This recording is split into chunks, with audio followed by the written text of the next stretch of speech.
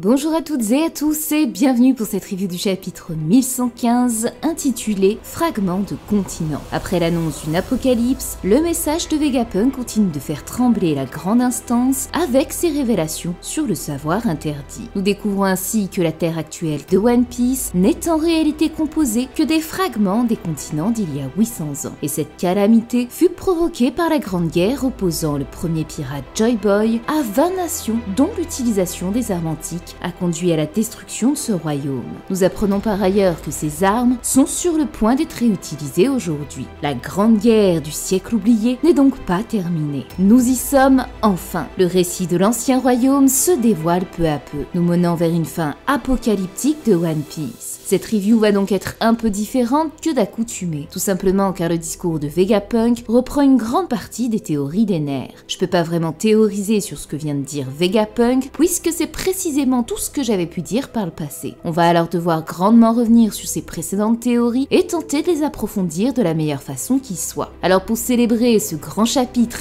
et ces nouvelles théories qui se confirment, je vous invite dès à présent à exploser les likes, vous abonner à cette chaîne si ce n'est pas déjà fait, et bien sûr, le meilleur pour la fin, laissez votre plus beau cœur en commentaire parce que c'est toujours et évidemment la plus belle des récompenses. Je vous remercie sincèrement et partons dès à présent sur les traces de l'ancien royaume, sur les traces de Joy Boy.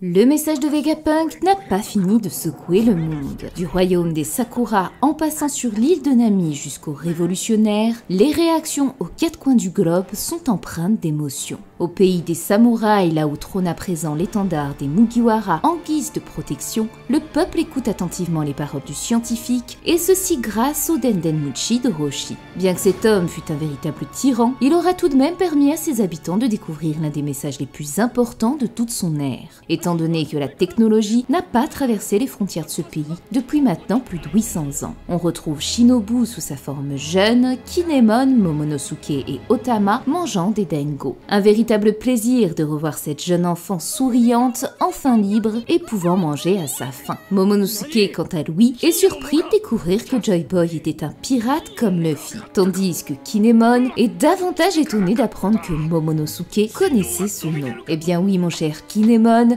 Momonosuke partage avec Robin un immense point commun, le fait d'être de véritables pinces en termes d'infos. Bien qu'il se soit entretenu avec Zunesha et hérité du journal de son père, cet homme qui a atteint la dernière île et connaît l'histoire de Joy Boy, Momonosuke sait bien garder de nous le révéler, autant à nous lecteurs qu'à celui qui a donné sa vie pour le protéger. Il est cependant surprenant que le journal d'Oden n'ait pas fait mention que Joy Boy fut le premier pirate de l'histoire. Mais c'est justement vers l'un de ses anciens nakama qu'on va se diriger. Sur Zou, les Minks écoutent eux aussi le message du scientifique. Ce peuple intimement lié au siècle oublié et ayant migré sur le dos de Zunesha sans en connaître les raisons, est sur le point de découvrir davantage sur leur histoire ancestrale.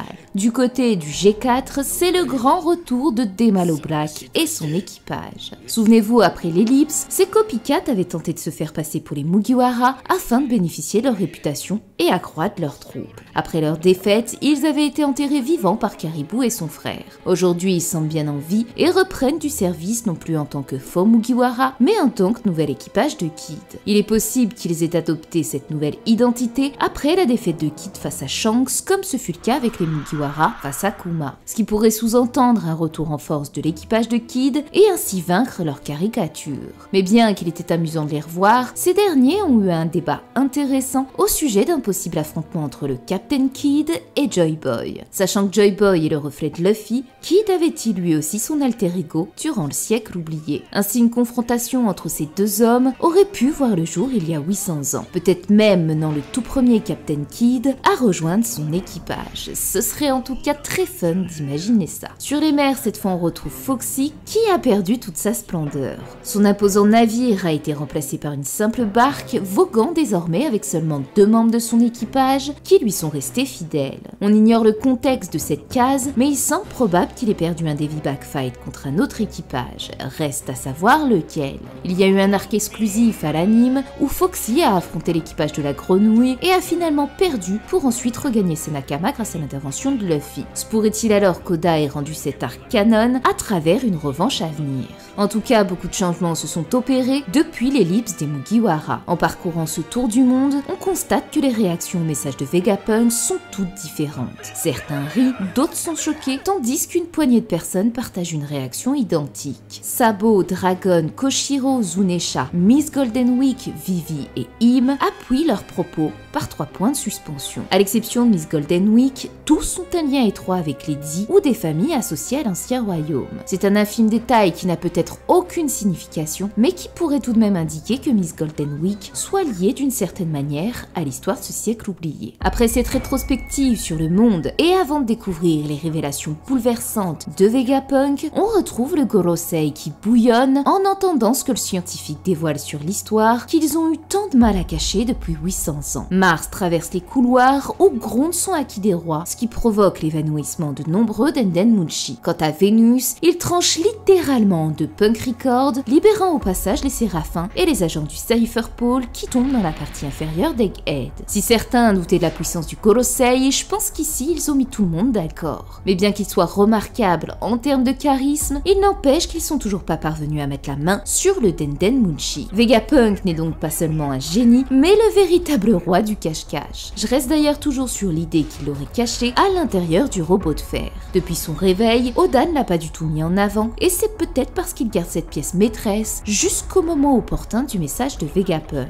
En tout cas, l'action de Vénus va certainement changer la donne lors de cette guerre, puisque les Séraphins sont à présent libres. Le Gorosei détenant l'autorité suprême, il est fort probable que les combats s'intensifient. Cependant, étant tombé dans les sous-sols d'Egghead, il est possible que nous découvrions des pièces secrètes jusque-là dissimulées, comme Oda aime le faire dans chacun de ses arcs. Mais surtout, le rôle des Séraphins risque d'être crucial dans cette bataille. Vont-ils assidûment obéir au gouvernement ou vont-ils éveiller une conscience et annuler le pouvoir de leur puce inhibitrice, devenant ainsi des êtres dotés d'une conscience individuelle, comme nous l'avait d'ailleurs montré Snake avec Luffy. Si je vous dis ça, c'est parce que pour moi, la science est au cœur de l'histoire du siècle oublié. Mais je n'en dis pas plus puisqu'on va y revenir juste après grâce au discours de Vegapunk. Comme il l'a déjà mentionné, le lieu de naissance de Joy Boy était quelque chose d'inimaginable il y a 900 ans. Les armes de ce siècle de guerre semblent être des créations impossibles à reproduire, même pour un génie comme lui. Mais pour expliquer pourquoi Joy Boy a été considéré comme le premier pirate de l'histoire, il doit d'abord aborder le siècle oublié. Seule une infime partie des poneglyphes a pu être déchiffrée par Vegapunk, mais ces inscriptions révèlent le conflit qui opposa Joy Boy à une alliance de 20 nations qui formeront plus tard le gouvernement mondial. En d'autres termes, Joy Boy et son groupe étaient d'une telle puissance que des forces aussi colossales étaient nécessaires pour les affronter. Étant donné qu'il ne possède pas d'informations sur ce qui a déclenché cette bataille, il l'a décrit comme un choc entre deux idées opposées. Aucun camp ne peut être catégoriquement qualifié de bon ou mauvais. Selon lui, c'est là que réside la source de leurs problèmes.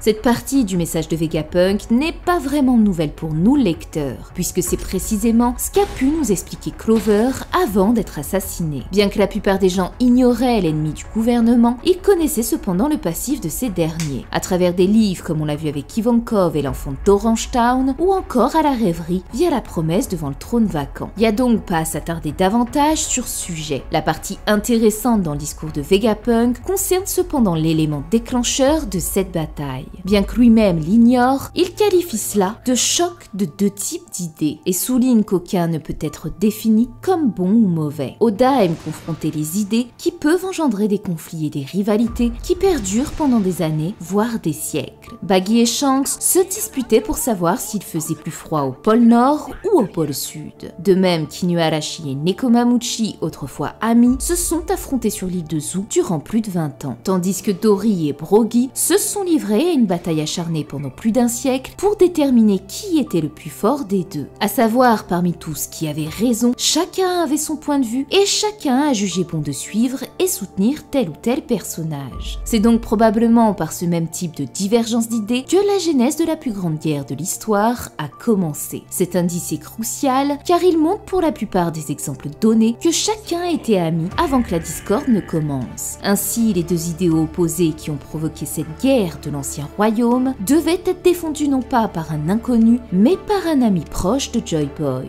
Im et le gouvernement ayant remporté cette bataille, on pourrait donc penser que c'est bien Joy-Boy qui a affronté Im dans ce débat d'idéaux. Mais quel était alors le motif de cette discorde qui a donné naissance à cette guerre quasi millénaire et qui perdure encore aujourd'hui? Eh bien, comme je l'ai dit par le passé, fortune, gloire et pouvoir. C'est par ces trois termes que le roi des pirates lança la grande quête du One Piece. Mais c'est aussi à travers eux que des batailles ont conduit à des guerres incessantes et millénaires, donnant naissance à l'esclavagisme. Ils ont conduit les hommes à se déchirer, conduit aux guerres, aux inégalités et à une lutte acharnée pour les titres de Dieu, privant ainsi les hommes de leur liberté. Mais pour s'emparer de ce pouvoir, il y a près de 900 ans, un seul élément a osé défier l'ordre naturel des choses, déclenchant ainsi cette discorde qui a mené à ce conflit millénaire, la technologie. Elle a permis de créer les fruits du démon, les armes antiques et selon ma théorie, les habitants de l'ancien royaume pourraient même être à l'origine de toutes les races que nous connaissons aujourd'hui. C'est pourquoi je pense que Vegapunk l'a compris et c'est pourquoi surtout Oda a choisi ce scientifique pour nous dévoiler cette part sombre de l'histoire.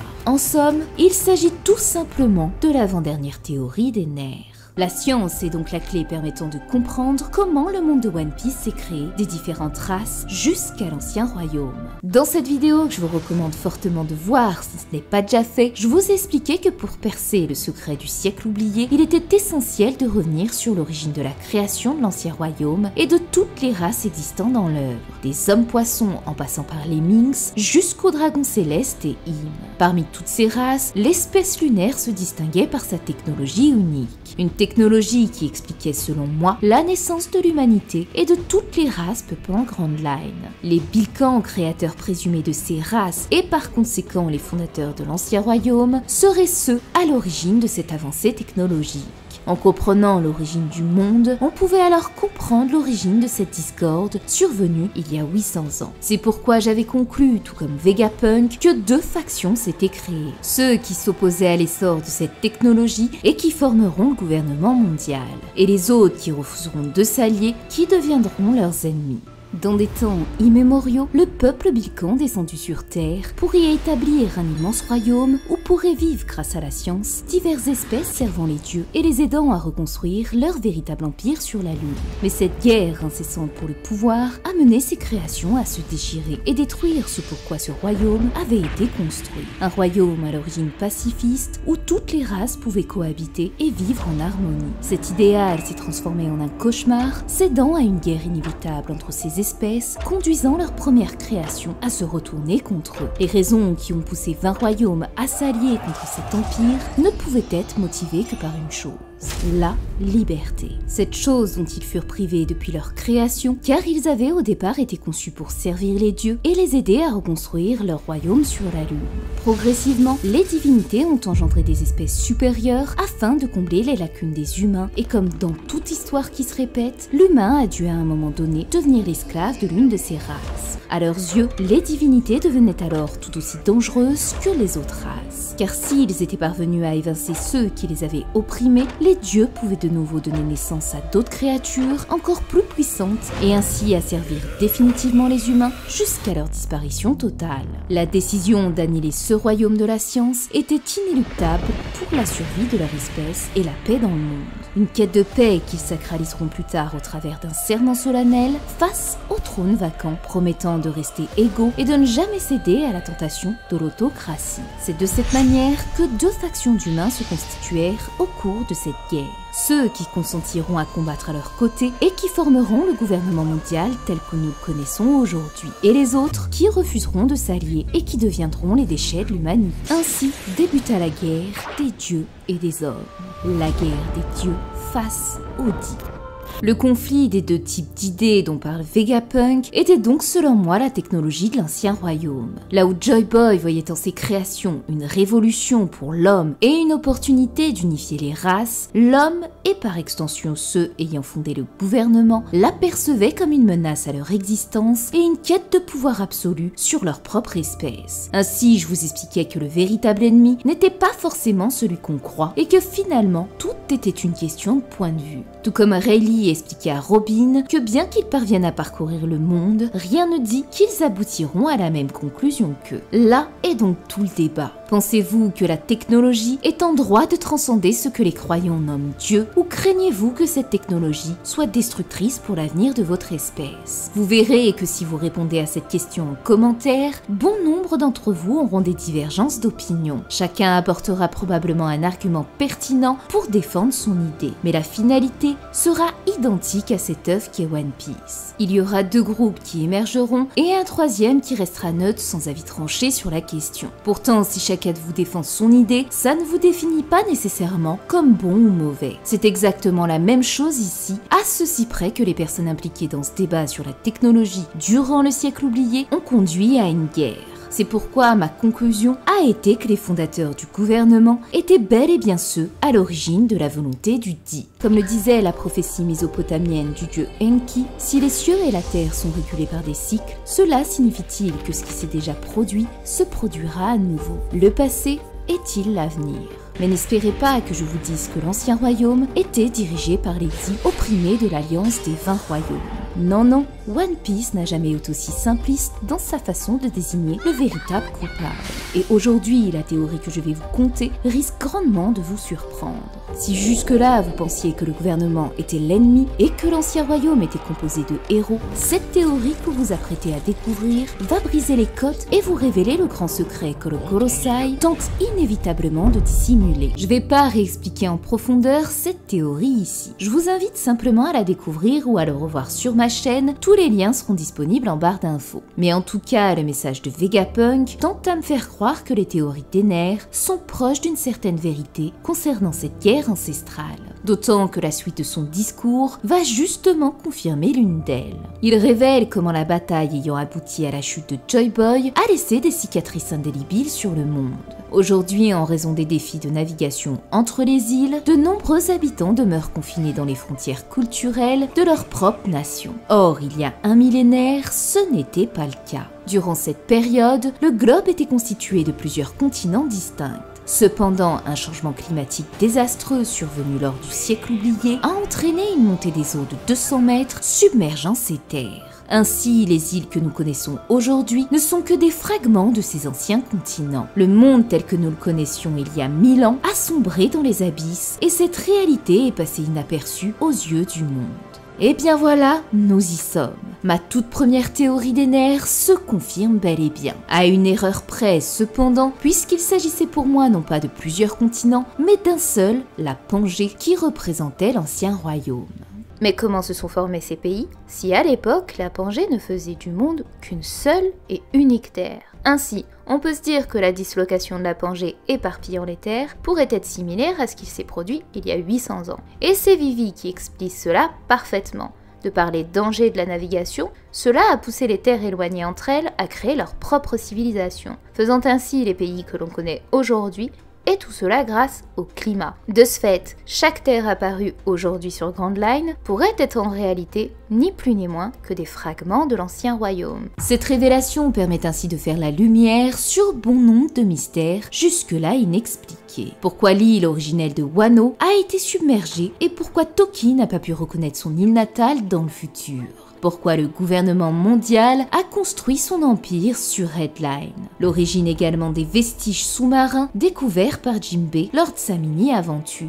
Mais surtout, pourquoi chaque terre possédant un poneglyphe l'a dissimulé dans un souterrain alors que leur royaume se dresse sur une terre surélevée. La dislocation des continents était donc bien la clé du mystère de Grand Line. Cependant, ma théorie sur le fractionnement des terres m'avait conduite à une conclusion. Si l'ancien royaume était Pangea et que la Grande Guerre avait mené à disloquer cette terre, l'ère de Luffy conduirait à une nouvelle apocalypse, aboutissant à la reconstitution de cet ancien royaume qu'on appelle dans notre monde la Pangée ultime.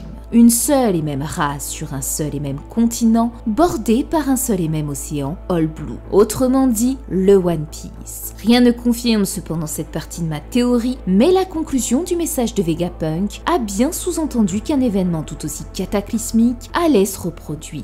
Aujourd'hui, il va d'autant plus étayer son propos en révélant la véritable cause de la disparition de l'ancien royaume et de la montée des eaux actuelles qui ne peut nullement être due à une catastrophe naturelle. Si le niveau de la mer a augmenté de 200 mètres en l'espace d'un siècle, il est impossible qu'un changement aussi radical se produise spontanément en seulement 100 ans. Une telle calamité ne peut être que le résultat des actions humaines. On va donc s'arrêter un instant sur ce détail, car cette analyse de Vegapunk correspond également à l'une de mes théories. Je vous l'avais d'ailleurs expliqué dans la précédente review, puisqu'elle faisait écho au titre du chapitre « Les ailes d'Icare ». Ce mythe qui illustrait les conséquences d'une ambition excessive, critiquant l'arrogance humaine et mettant en garde contre les dangers de défier les lois de la nature et des dieux. Là est le véritable but d'Oda à travers cette immense guerre qui va se jouer, confrontant l'humanité face à la science, à ses erreurs et à ses échecs. Une véritable guerre se joue pour déterminer si la science peut et est en droit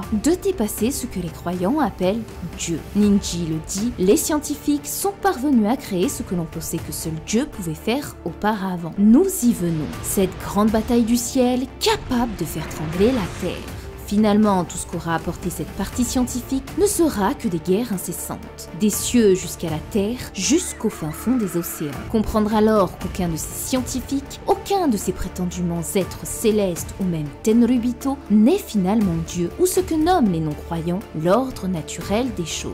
Là est le dénouement qui se joue entre tous ces combats et celui de l'ancien royaume. La part sombre de l'histoire du siècle manquant, le choix d'Oda de révéler des informations sur le siècle oublié à travers l'arc des Egghead et le personnage de Vegapunk est extrêmement bien pensé. La science ayant pour ultime but la connaissance de la vérité, se doit d'explorer et de comprendre tout ce qui existe. C'est donc à travers la science que l'on peut éclaircir une partie des mystères de ce vide de 100 ans. Elle met également en lumière la responsabilité de l'homme dans les méfaits qu'il peut causer au monde. Et c'est justement avec Stussy et Edison que ça devient d'autant plus évident. Bien que ce clone ait initialement eu pour mission de maintenir la barrière afin de permettre au Mugiwara de s'échapper, Edison lui affirme qu'elle peut s'en aller. Mais Stussy lui répond qu'elle ne sait pas quoi faire. À présent que Stella est morte, elle n'a plus aucun but dans la vie. J'ai trouvé cette scène extrêmement touchante. Et elle conduit une nouvelle fois à ce débat sur la responsabilité qu'a la science dans ce monde. Stussy est bien dotée de sentiments, puisque Vegapunk l'a dit lui-même. Cette fille est indéniablement humaine. Pourtant, elle est aujourd'hui incapable de se battre pour sa vie. Elle n'a aucun instinct primitif, aucun libre arbitre, et ne dépend que des ordres donnés par son créateur. Et c'est ici tout le problème de cette technologie. Vouloir humaniser des êtres tout en ne leur laissant aucune liberté individuelle. C'est une conclusion terrible à laquelle on assiste. Et c'est probablement ce même dilemme qui a conduit il y a 900 ans à la destruction de l'ancien royaume.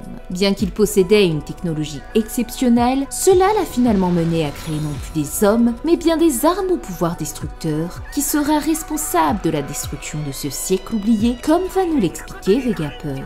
Car oui, la suite de son discours semble bel et bien sous-entendre que cette catastrophe survenue il y a 800 ans a été causée par une technologie d'armement antique capable de faire sombrer le monde. Et c'est également ce scénario que je vous avais donné dans les théories des nerfs en comparant le récit fictif des Anunnaki à celui de l'ancien royaume. Il est crucial de comprendre comment un empire où différentes races coexistaient a pu disparaître et quel a été le point culminant de cette guerre. À nouveau, ce sont les écrits mésopotamiens qui vont nous permettre de faire la lumière sur la chute de ce grand royaume et pourraient nous aider à comprendre celle de One Piece. Car tout comme lui, la destruction de cet empire fut causée par le déluge et l'utilisation des armes de la terreur par les dieux. Le rôle des armes antiques a été majeur durant le siècle oublié, expliquant ainsi pourquoi le gouvernement les redoute temps. Ils ont été soulagés d'apprendre que Momonosuke ne réouvrirait pas Wano, ce qui impliquait indirectement de libérer Pluton. Ils ont également tout mis en œuvre pour mettre la main sur les plans de Pluton, conscients du danger que représentait cette arme antique et de la nécessité de l'empêcher de ressurgir. Cependant, malgré leurs efforts, Vegapunk vient bouleverser leurs plans, révélant que les armes antiques responsables de la chute du monde il y a 800 ans subsistent encore aujourd'hui et attendent patiemment le moment opportun pour être réactivées. En d'autres termes, la grande guerre qui a éclaté au cours du siècle oublié n'est pas encore terminée. Alors ce n'est pas vraiment une nouvelle révélation que nous fait ici Vegapunk. Nous connaissions déjà les rôles qu'auront Poséidon et les rois des mers concernant la prophétie du Noah. Quant à Pluton, il semble qu'elle soit destinée à être libérée conformément à la demande d'Oden à son fils de rouvrir Wano Kuni. Ne reste donc plus qu'Uranus dont on ignore tout. Et c'est là tout le problème qui va se poser dans cette vidéo. Vegapunk a conclu que ses armes se réveilleront à nouveau et qu'elles conduiront comme il y a 900 ans à la destruction de ce monde. Cependant, il confirmait également que le récent séisme ne peut être causé que par une arme antique. Bien que ça soutienne en partie mon hypothèse, Vegapunk confirme pas pour autant qu'il s'agisse de Pluton. Et c'est là tout le dilemme. Quelle est donc l'arme antique responsable de ce phénomène planétaire? Deux événements majeurs se sont déroulés depuis l'arrivée des Mugiwara sur Egghead. Le premier est bien évidemment l'utilisation de Mother Flame sur Lulusia. Or Vegapunk précise bien aujourd'hui que seule une arme antique peut être la cause de ce tremblement de terre. Ce n'était donc pas à proprement parler Mother Flame puisqu'il s'agit d'une énergie. Mais rien n'exclut que cette énergie puisse avoir été utilisée dans un réceptacle qui serait une arme antique. Il ne peut pas s'agir de Poséidon puisqu'aucun événement majeur s'est produit entre Shirahoshi et les rois des mers. Quant à Pluton, elle repose sous Wano Kuni. Il ne reste donc plus qu'Uranus. Cette arme est un véritable mystère, aussi bien dans sa forme, son pouvoir et même sa localisation. La seule chose que l'on peut déduire, c'est qu'il s'agit probablement d'une arme céleste en contraste de Poséidon, l'arme des mers, et Pluton, l'arme souterraine des enfers. Si le tremblement de terre et la montée des eaux ont été provoqués par l'utilisation de Mother Flame, ça nous amène à imaginer que l'énergie du réacteur à fusion a pu être canalisée à l'intérieur du réceptacle d'Uranus. S'agit-il d'un objet comme le chapeau de paille ou d'une personne comme Im? Tout est possible à vrai dire. Ce qui est sûr, c'est que ça sous-entend qu'Uranus est aux mains du gouvernement. Ce qui a du sens, étant donné qu'Uranus est une arme céleste et que Marie-Joise se trouve dans les nuages, là où résident les dieux. Goji avait d'ailleurs parfaitement traité de cette théorie dans une de ses vidéos, suggérant qu'Im serait Uranus. Ainsi, le trou béant d'Enies Lobby pourrait être les vestiges de l'attaque d'Uranus il y a 800 ans. On pourrait même envisager que si Im possédait Uranus et que Lily contrôlait Pluton, alors cette guerre ne se limitait pas seulement à l'utilisation des armes antiques en elles-mêmes, mais plutôt d'une bataille entre armes antiques. Confirmant ainsi le rôle de traite de part et d'autre, aussi bien pour Lily du côté du gouvernement, Kim du côté de Joy Boy.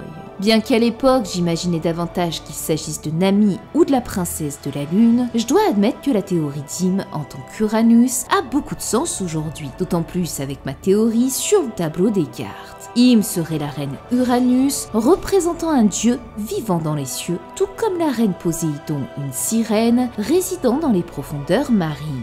Le Gorosei, quant à eux, pourraient être les rois, symbolisés par les noms d'étoiles qui les composent, servant ainsi le dieu des cieux, à l'image des rois des mers, servant le dieu des océans. Mais bien que cette théorie semble plausible, j'admets qu'il y a tout de même des éléments que je parviens pas à expliquer et qui me torturent l'esprit. Comment Vegapunk n'a-t-il pas remarqué que Mother Flame était intimement lié à ce cataclysme? Il était bien présent au moment où York parlait avec le Gorosei concernant Mother Flame, et sa réaction a été des plus perplexes. À aucun moment, il a semblé faire le rapprochement entre sa propre création et la possibilité qu'elle alimente une arme vieille de 800 ans. Pourquoi une arme antique décrite comme une technologie exceptionnelle aurait-elle besoin de dépendre d'une invention future créée par un scientifique qui admet lui-même son incapacité à recréer une telle technologie? Même en supposant que la technologie moderne puisse faire fonctionner la technologie antérieure, pourquoi le gouvernement n'a pas cherché à développer développer un réacteur à fusion s'ils possédaient Uranus depuis 800 ans. Ils ont tenté d'obtenir Pluton à travers des plans, ils ont engagé Vegapunk pour créer les pacifistas et les séraphins, allant même jusqu'à orchestrer un plan machiavélique pour utiliser Kuma. Mais surtout, ils ont engagé ce scientifique dans le but de recréer des géants antiques, ces êtres qui n'existaient que durant les temps anciens. À aucun moment, le réacteur à fusion n'avait été une demande du gouvernement. Cette invention est uniquement le fruit de Vegapunk, destiné à réaliser son rêve de créer une source d'énergie illimitée. Le gouvernement n'en a pris conscience que lorsque York a négocié le titre de dragon céleste en échange de cette technologie. Enfin, si Im est le dieu des dieux, la plus haute instance cosmique, pourquoi serait-elle une simple planète équivalente aux autres armes antiques, là où Luffy incarne le soleil? D'autant que le pouvoir du Gorosei se manifeste principalement à travers des animaux terrestres et non célestes, à l'exception de Mars. Or, les rois des mers sont exclusivement des créatures marines. Oda a respecté cette caractéristique précise pour l'arme Poséidon, une sirène vivant au fond des océans et contrôlant les rois des mers. Alors pourquoi faire une entorse à cette règle avec Uranus? Cette théorie semble pourtant la plus probante, mais ces détails m'intriguent et c'est pourquoi dans ma review précédente, je vous avais proposé cet autre scénario sur Pluton. Le réveil de Nika et la chute de Kaido dans le volcan auraient provoqué un début d'éveil de l'arme antique Pluton qui dépendrait de l'énergie solaire pour être activé. Le volcan sous-marin qui eut lieu après cet événement aurait conduit à ce tremblement de terre quelques jours après. D'autant que dans mes commentaires, vous êtes nombreux à m'avoir révélé qu'en japonais, le nom A et Mu pouvait signifier Esteban, ce qui renforçait ma théorie sur Pluton et les mystérieuses cités d'or, où je mettais en parallèle le navire du Solaris. Je suis donc incapable de déterminer aujourd'hui laquelle de ces armes antiques a provoqué ce phénomène terrestre, car ces éléments contradictoires concernant Uranus m'orientent davantage vers Pluton. Mais quelle que soit cette arme antique, un dernier élément me paraît étrange. L'uranium est un combustible utilisé principalement dans les réacteurs à fission, tout comme le plutonium s'obtient à travers ces mêmes réacteurs par le biais de l'uranium. Or, l'énergie de Mother Flame est issue d'une énergie à fusion. Alors pourquoi Uranus ou Pluton, qui sont liés à la fission, fonctionneraient avec l'énergie de Mother Flame qui a été obtenue grâce à la fusion? J'ai beau retourner le problème dans tous les sens, j'admets que j'arrive pas à comprendre cette partie sur les armes antiques et le secret entourant le pouvoir qu'a utilisé le gouvernement à travers Mother Flame. Donc vraiment, si vous avez des explications à tout ça, n'hésitez pas à les dire en commentaire pour soulager mon cerveau. En tout cas, Vegapunk affirme avec certitude qu'il s'agit là d'une arme antique, ce qui suggère que nous pourrions enfin découvrir la véritable identité de l'une d'entre elles à la fin de son discours. Plus de 24 ans qu'on ignore l'aspect de ces deux titans et qui sont sur le point de nous être révélés. On comprend mieux pourquoi le Gorosei s'est déplacé en personne pour éliminer ce scientifique de génie. Tant de siècles à œuvrer pour tenter de dissimuler l'histoire du siècle oublié pour finalement être dévoilé en une fraction de seconde. Mais si autrefois 20 nations s'étaient alliées pour vaincre Joy Boy, aujourd'hui la tendance s'est inversée. Des peuples entiers s'allieront à Luffy qui incarne l'héritage de Joy Boy pour renverser le gouvernement. La morale de ce conte du rire est donc là bien ironique. Im et le Gorosei ont finalement pris la place de ceux qu'ils ont combattus autrefois. Ceux-là même qui luttaient pour la paix et l'égalité ont succombé à la convoitise du pouvoir, de la gloire et de la fortune. Cette guerre cataclysmique prédite il y a 800 ans mettra alors un point final à ce conflit millénaire et ouvrira enfin la voie à un monde où chacun pourra aspirer à la liberté.